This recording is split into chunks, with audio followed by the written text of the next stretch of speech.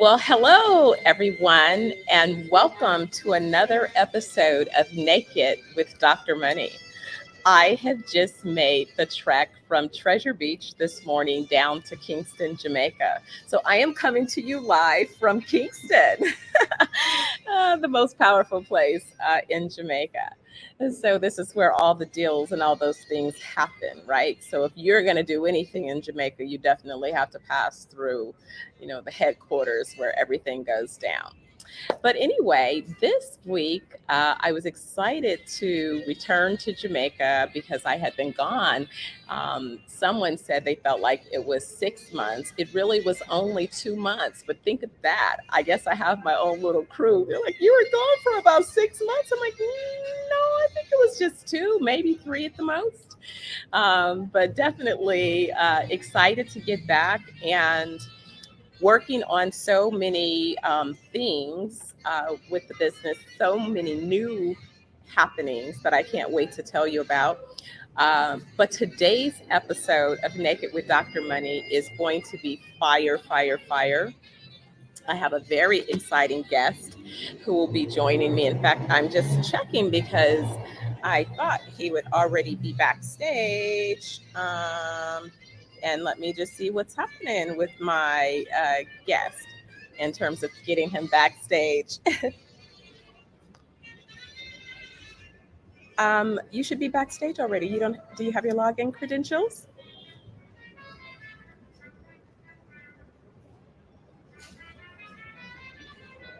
I don't. No, you see me?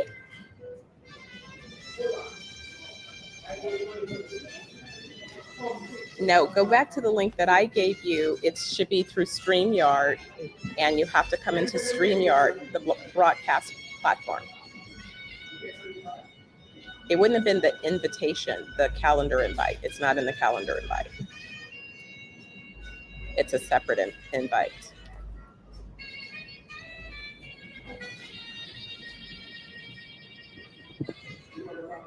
Let me see. All right, that's how it goes, guys. Sometimes you have technical difficulties, and somebody has to work them out. So when it is that it's you working it out, then I guess you have to work it out, right? So what's up with my guest? My guest is a little bit trying to get it all done, and let's see if we can get it all done and get him where he needs to be because we have some great things to discuss today. But like I said, so I made it back to Jamaica and talk about tackling some of your biggest challenges or maybe even taking on some of your biggest fears.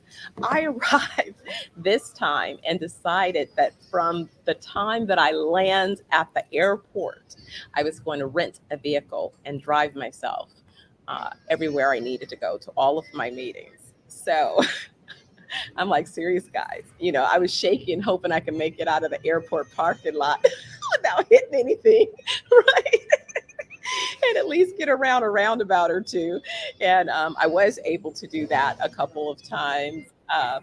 And after being able to do those things, then I made it from Montego Bay to Negril, which really, that's a simple thing. I've done that enough that I could drive that path eyes closed, right?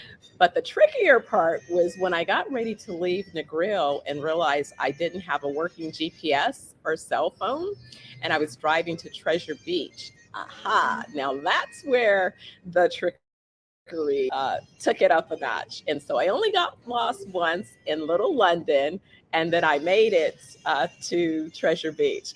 So I immediately texted my son and said, "Oh my God, you won't believe what happened, babe. I made it." And then he said, "Yeah, I do believe it. I believe you made it." So anyway, I've been teasing you guys about my next guest. I said he's always, kind of giving me the business and telling me, well, he shared a body, so he has special, privileges, right? And of course, he should be extra loved. So anyway, I'm happy to share with you, he'll always be my baby Sterling Ardrey, and some of you know him as Tin Colder. So I am going to bring him on. Hey, sir. Hey, how you doing, Dr. Money? How are you? I'm good, Mom. Good to see you. I'm good. I'm good. Wonderful. Excited to see you. Most So what's definitely. happening? Started the day, got my workout in, so Yeah. now I'm back, cleaning up. Cleanliness is next to godliness. So, of course, got to make sure that, I'm the master of my space. Everything's where it needs to be. So I caught on your Instagram videos. You were hmm going around the world, as you call it, going around the world, going around the world. gotta But I'm engage gonna my get the abs. that routine for you. Yeah, well, I feel like I did a good job of displaying the movement Show in the off, video. But hey, if anybody needs any one-on-one coaching, let me show know. off, Yeah. show off. Oh, such a show off. And to think you were the one when I said I'm naming my show Naked with Dr. Money, and you were like, Naked with Dr. Money. I'm not sure I like that name. But then look who's on IG. Need I say, closer to naked than mom? Like, what's up? What's up with that? Well, like I said, we're activating the abdominals, so I just want to make sure it's on display, so people can, visual for the visual learners, they can understand. Activate the core. You got to breathe in, control your breathing, keep a strong torso. Everything. Activate the core. Okay, activate the core. So today's conversation, we were going to kind of rehash some memories and experiences. What would you say are some of the highlights from, 4 to now 26? You have a few possibly things. What are some of the things you think about your growing up experience that's unique, maybe, and maybe that's not so unique, but we did it X way versus most people doing it YZ way. Well, definitely one of the things that sticks out to me when I think back about our experience growing up is just the amount of time that we got to spend together. When I was in the second grade, we moved out to Orange County because you were working at a new company. So before, growing up in Beverly Hills, and then now, okay, we're in Irvine, California, but you still supporting my passions and career at a young age. So then we were on that freeway a lot for commuting for auditions. I would tag along with you to go to business meetings, different networking events, check out different spots, whether they be residential, commercial, things like that. So we got to spend a lot of time on the road, quality time, still being active in the athletics, extracurriculars. And, I got exposed to my mom a lot. And then some kids don't get a lot of exposure to their parents, especially when somebody like you is heavy in business and entrepreneur, working in deal making and things like that. They would just think, well, keep my kid at home. But you were like, nah, you can come along. So there I am, through different phases of my life in elementary school and middle school and high school in these networking events with these high net worth individuals. And they're kind of like doing a double take, like, that's not something you see every day, but that just kind of became a norm for me, being exposed to those environments.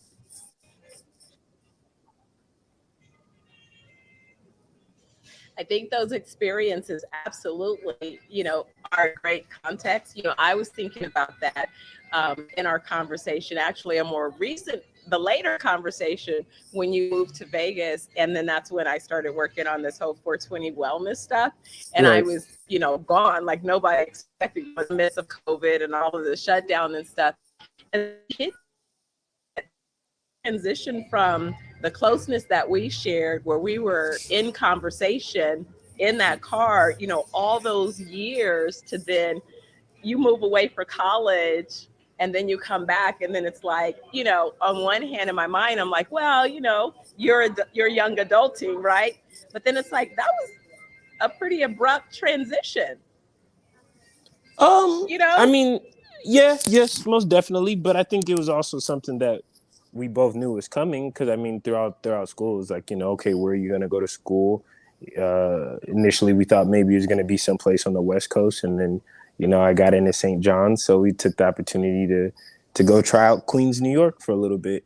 And I was there for a semester and then came back and then, then started commuting and stuff like that. So, I mean, I think it's not, it was abrupt, definitely, in the amount of time spent going from, obviously getting to be with you every day to then, okay, now, I'm in school and I'm living somewhere else. So kind of it's a little bit more sporadic, but I think our communication line was always there, different, being over the phone versus in person, but we never like lost the communication where we could talk about what was up, what was always going on. I could, things that I'm thinking about, and you're always there to obviously give me advice and help me out as the amazing mother that you are. So I never felt like neglected or anything.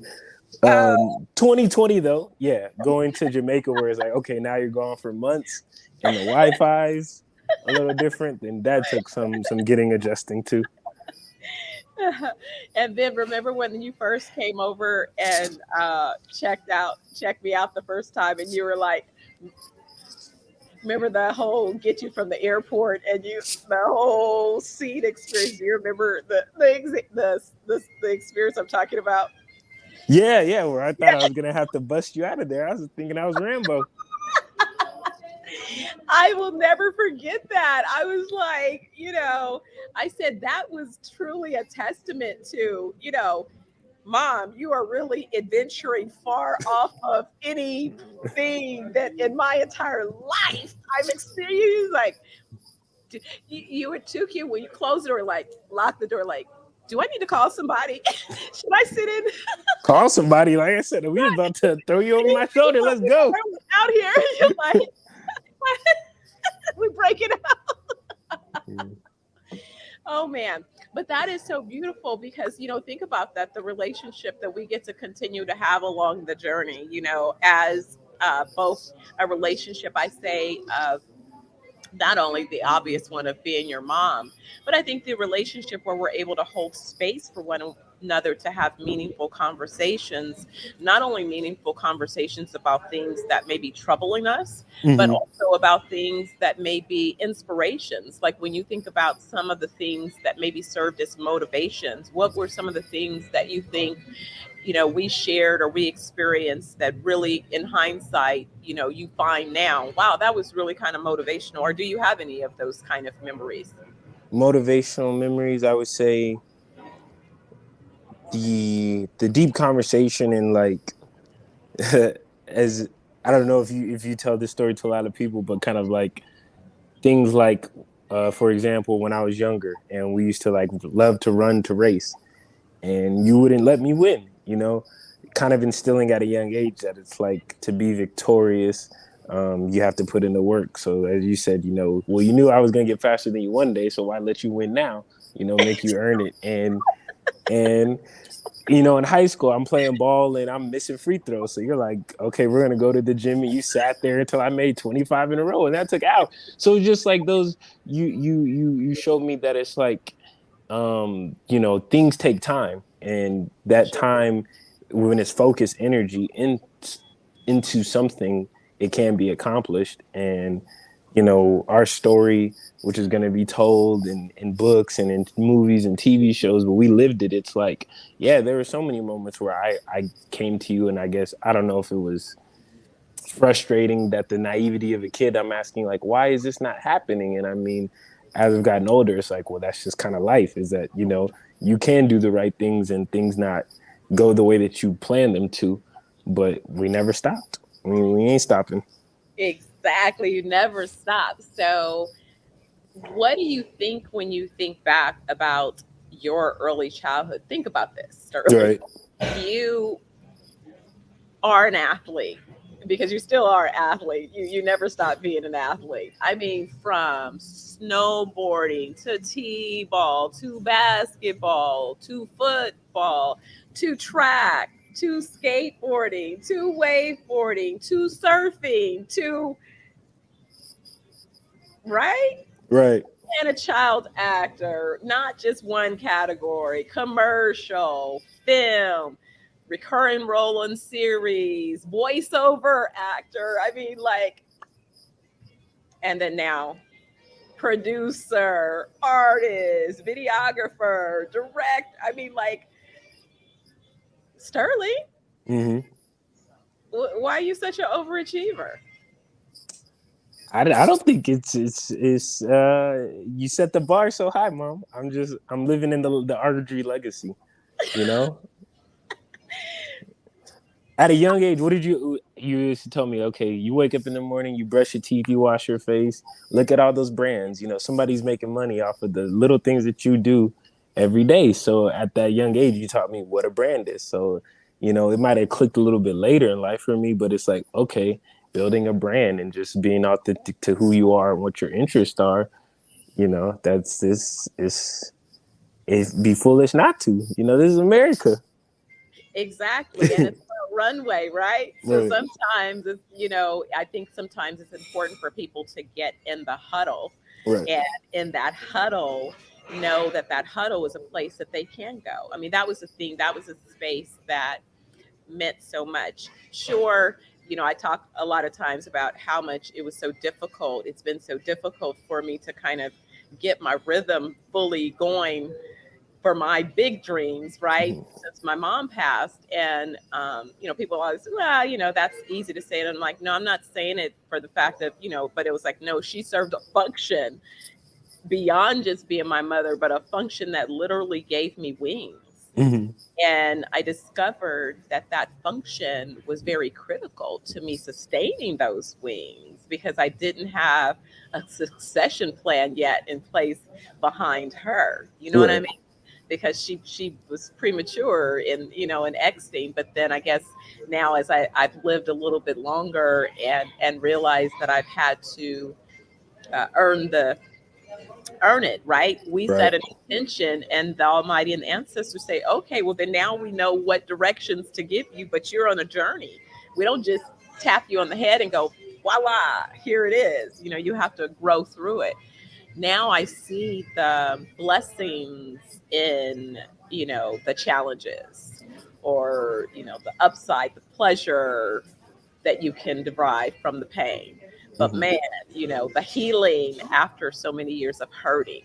And so I'm so happy that I can begin to kind of tell some of those different stories just because I see so many people hurting and struggling.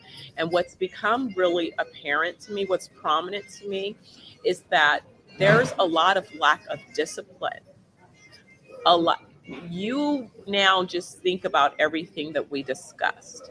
To do one of those things, you must master discipline because you had to have some level of commitment for the continuity that's required to excel in whatever it is that you're looking to excel at. It Mhm. doesn't mean that you only choose to excel in one thing, but what it does mean is that you learn a methodology that works for you. And so a lot of times what people don't realize, that's really what college aims to do for young people. It's to, okay, this is your first kind of ease out of the nest. You're going to be able to control if you get up and make it to class or not. Nobody's going to make you. If you lose your money, if you get kicked out, if you don't end up with an education, we don't care. We got our tuition. Shame on you. you know, Right. right? So it's that first transition, and a lot of people fail, Mhm. right? But it's a safe fail. It's okay. They feel like you might fail, but then you kind of realize these consequences, and you begin to start developing personal accountability. Right.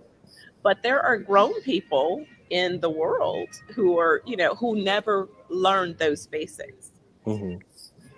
and not having that foundation shows up. It never goes away. You Right. be 60 years old, and it's still showing up. And so I think that when you talk about, now, like maybe tell me more, because when you first transitioned into music, I was a little bit surprised because we knew that music was in your foundation, but you hadn't been talking about music for a long time. Mhm. And then you decided to find your way back to your music. So, what was it in that transition that you found that said, this is time for me to go down this path of my artistry? I would have to say just being inspired by other artists that I was listening to, I take a lot of inspiration from Childish Gambino, Donald Glover, um, Travis Scott, Kanye West. I don't know if it's safe to say his name. Pharrell. These other black entertainers that use music as a creative outlet and then have been able to create brands that are having an impact on society. I hope majority of the time in a positive way, it seems. So just understanding that, you know, I wanted to put my creativity, had the experience of being in front of the camera, but also just love being a performer. I mean, from a young age, you know, I was always the first kid that they would call like, "Hey, we got a talent show. Love to have little Sterling there," and boom, you know, I'm up there dancing to some Usher, some Chris Brown, Michael Jackson, whatever it is, you know, for my 3 minutes, and just loving like, okay, like this is what it means to be a performer and give people a show. Always care about putting on a good show. So music, just, you know, being with my friends kind of like as a joke, hey, well, let's put out a little freestyle thing, and then all right, doing it, getting a response, and then just like, let's keep it going. And early on in the music making process around 2018, I told myself, I was like, all right, knowing who my inspirations are, the Pharrells, the Kanye West, Tyler Creator, Travis Scott, Kendrick Lamar, I consider them more than just artists, but musicians, because they care about really the sonics of the music and the whole packaging of it. So I was like, okay, I want to have the visual understanding. So studied fine art photography, bought a camera, started doing production for other people, and then wanting to produce music. Grew up playing violin in school, and then having a drum set, and then a keyboard and an acoustic guitar. So having those first little foundation notes, and then just wanting to build upon it, and yeah, I'm loving it. I'm creating a sound that's me, and people know it's me. I represent where I'm from, and I talk about the things that I like to talk about. Things that you like to talk about. Mm-hmm. So should mommy be doing some edits to your lyrics, your messaging, or should I just stay on I've kept my hands off. Now tell the truth, you know, because I never was in your I was not in your Kool-Aid as a mom, as a teenager. I gave you room to be teenagers. I was not, but now I wonder. I did promise you a whooping every Friday, and I really think that that's the only thing that I fell short on. I think that those whoopings, that Nah, was because I was such a good kid that it's like you can't. You gonna you spank a good kid? Can't spank a good kid. sneaky or spoiled. You're working on manipulating mommy. You had me wrapped around your finger and then some, which was so funny. I don't know if I ever told you how many grown men seriously cried just about when they learned that I'd had a baby and that it was going to be, a boy child. They were like, ah, poor kid. And then I said, nah, it's the other way around. I done been breaking balls all this time. And then I have something this big that's got me wrapped around his finger. I'm like, remember, you started here. Yeah, yeah. I have to remind you. Because now it's like, look at you now. So, all right. So we talked a little bit about motivations, touched on a little bit about your music, touched on a couple of memories.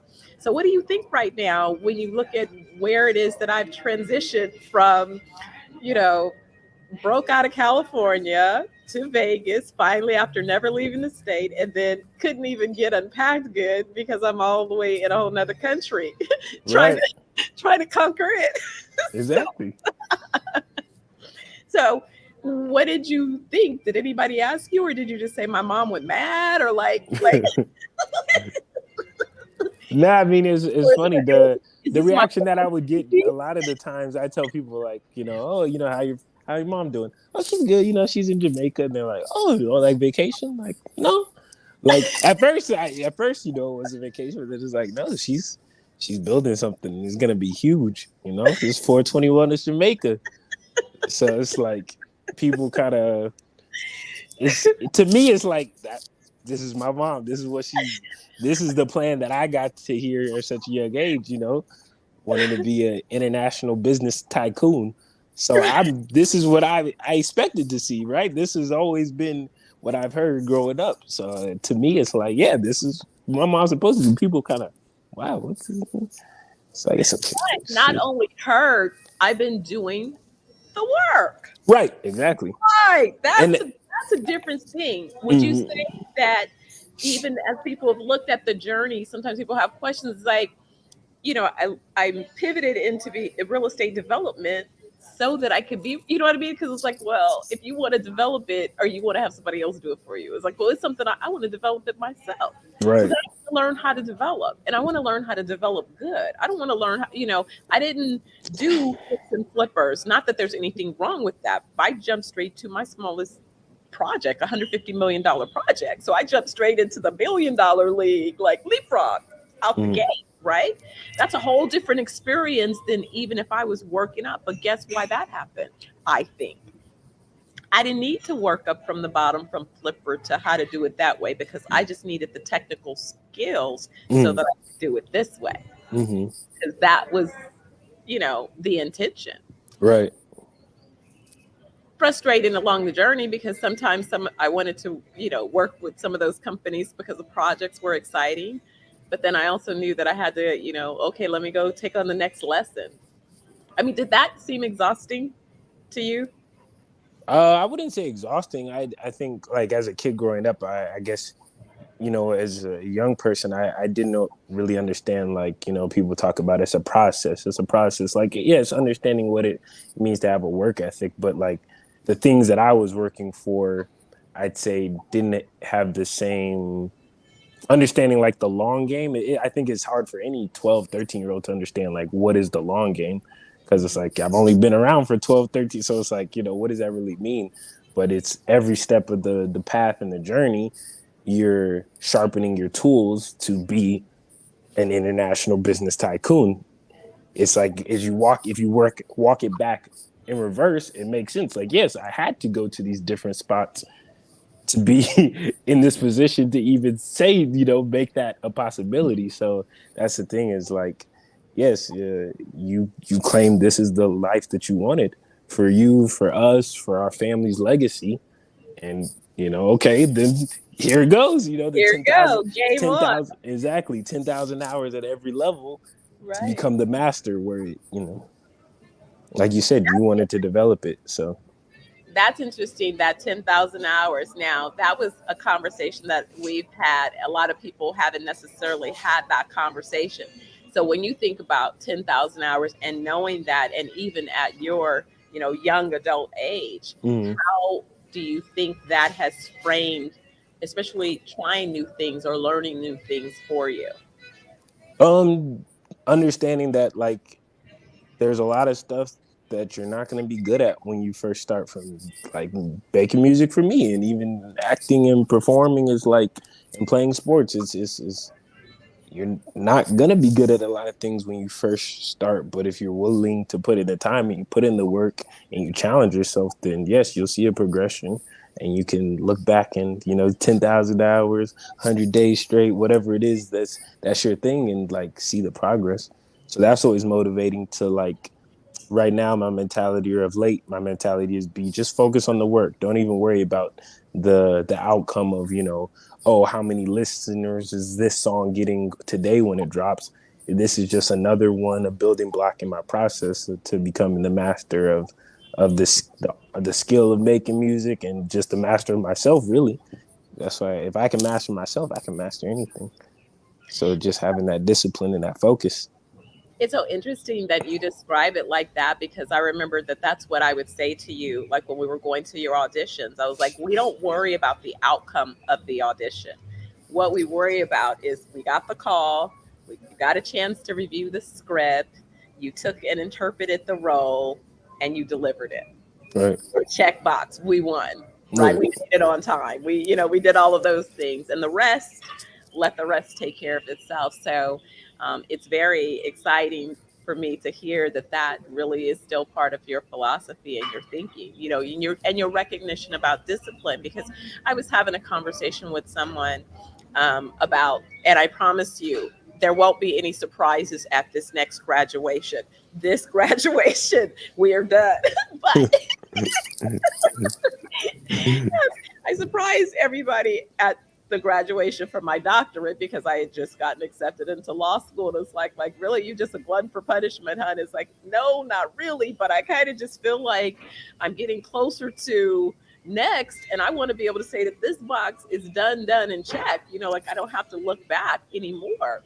But so the part that was so difficult for me was I didn't understand why some professors in particular felt it necessary to take pot shots, or, you know, to try to feel like they needed to try to make me feel a certain way because of my accomplishments, when I'm like, my doctorate and my published dissertation and all that, that's over there. I'm over Right. here in law school. I'm back at zero on the trek for 10,000, you know, hours. I'm like, I'm back at zero. I'm not, you know, in here being extra in no way, because I have 8 years at least of university level teaching experience. So I know what that dynamic is about. And I have more Mm. than that of student experience. So come on now. But, you know, so I'm grateful to be at the finish line. And son, I want to thank you because you supported me. You held space for me. You supported the intention. You held space for me these last, you know, from 2020 to now, and a whole nother country experience with, you know, technology gaps and everything else. I mean, I couldn't have even gotten this far along this journey without your help. You held me down. You held the house down. You held the bit, you know, you kept it pushing. And so, you know, you have every reason to share in this milestone, because we are happy that law school now, beyond starting to study for the bar and that, but you know what I mean? But that's just a last little technicality. But in terms of the other things, the main things, we can check those boxes and move Mhm. on. Yeah. Yeah. Yeah, so I think I heard Money Palette on the radio today when I was driving from Treasure Beach to Kingston. Okay. I think it was a couple of his tunes. Made me think about the one you did with him, the collab. Wondering if that song is gonna ever see the light of day. Just might. It just might, you know, when the time is right. All right, all right, Mm. all right. Well, a few people were asking about you. You know, you have your Jamaica fans, and someone Hey, told me to tell you. You know, hey man, that's what's up. You said yeah, you're in Treasure Beach, correct? I was. I'm in Kingston now. Kingston, that's right, in Kingston. Yeah. Yeah, well, to all the Jamaican viewers who are watching right now, I want to say what's up, man. You know, much much love, and can't wait to come back.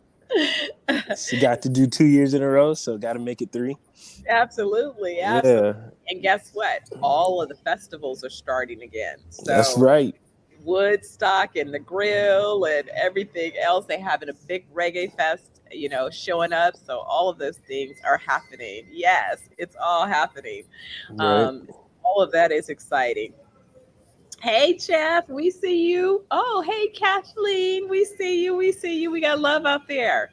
Our love out there in the audience support. So Mm. shout outs. So, well, darling, I am thinking that we probably covered most of the hot topics, unless you had something else that you need to drop. Thank you for having me on, Dr. Money. This is the first 420 Wellness Naked with Dr. Money vlog, and I'm glad that this is my first one, and I can't wait to come back. Thank you for allowing me to share the space with you, and let people hear this beautiful conversation, because I think there's so many learning points and just things that people can take from this open, honest dialogue. So thank you for letting me be a part of this. Honestly. Thank you. Thank you, Pooh Bear. I get to slip one last one in. I love you, and we'll have to get you scheduled so you can drop a new release or something. Yes, most definitely. I love you too, Mom. All right, I'll be looking forward to it. Well, tell Nat I said, hey. Will do, will do. I'll see you later, sweetheart. All right, see you later, Mom. Well, everyone, again, I want to thank you for joining me for another segment of Naked with Dr. Money. As you can see, my pride and joy, I know I couldn't stop giggling. My cheeks hurt. He makes me happy. So it was very nice to share some time with Sterling or Tin Colder with you, and hopefully a few nuggets. What I do encourage is that you continue to have conversations and recognize that, yes, we may be the parents, but our offspring become adults on their own. And the beauty is in being able to continue in relationship, in a real relationship. But that requires both sets, parents and children, to hold space for one another. And that space sometimes can be a little bit different than the space that's held when it is you're in mommy role. I'm talking about being able to hold a space where you're not in your typical role that's an authoritative type role, but you're more creating a space that's safe for each person to speak freely and honestly, even sometimes be able to share things that it's heavy, right? Well, I'll tell you, we're at a time that the country, the world is experiencing um, a high level of mental health challenges. And we have to find ways to address some of those challenges by sharing messages, and more than just sharing messages, because people are tired of just seeing a tagline.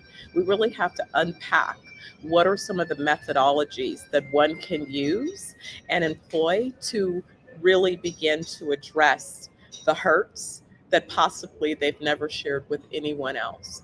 And so we need to also be mindful around one another that you never know. You might be holding the only safe space that that person has had, even if they may not have realized that they needed it.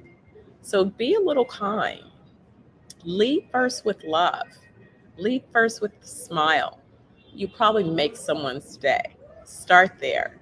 And I hope you'll continue to join me for Naked with Dr. Money, where I kind of pull back the curtain and share a little bit about how I, as the CEO of ZenoVerse Wellness Group and 420 Wellness Jamaica, how I address mind, body, and soul while addressing life, just like you and everyone else does. So I hope to see you again. Remember, it's Wednesday at noon Pacific, and I'll let you know who my next guest is going to be. But thanks so much for sharing space with me, and I look forward to seeing you again. Take care.